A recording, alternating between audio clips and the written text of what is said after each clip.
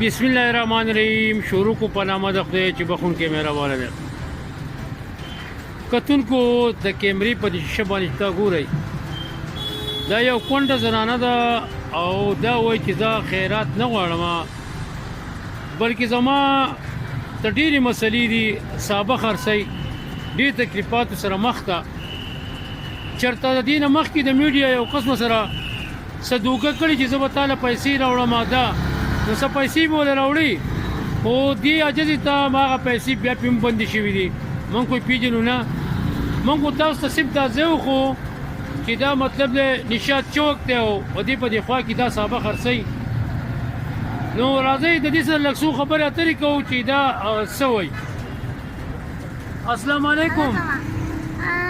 السلام علیکم. السلام علیکم.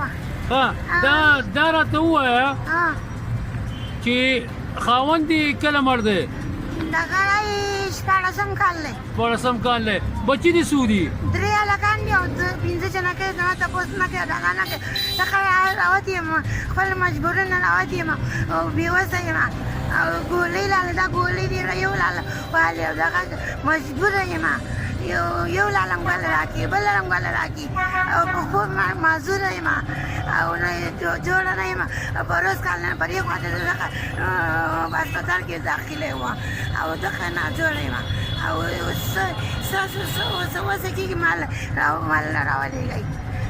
سوال نه کوم، خیرات نه ټولوم، چل نه ټولوم، خو دغه څه بوټۍ کې ته ناسته یم.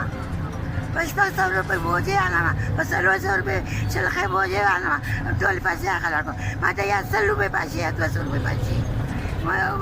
دا راته ووایه زما خور څومره تکلیفات باندې چې د چا سره پاتې شي، څنګه چل شي، په بیمارۍ کې سره چا هیلپ کړی که نه کړی، څنګه چل دی؟ مال زامن نه دی کړی، خو مال دغه زرګران کړي دي، زرګران ناله کړي دي. ښه، زامن دا د دې نه مخکې وایي چې یو کس 500 روپۍ ورکړي، زوی له مې څنګه چل شي؟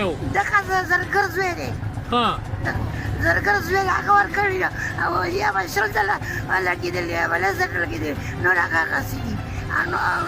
دغه ځان ګولۍ چلک چپ کوم، هره شپې دا خپې مه کومه چاپې کومه، ټوله شپه ویښه، ما ډېر تکلیف دی. لکه تا ته د جوړو بیماري هم ده، نور بیماریان هم دي.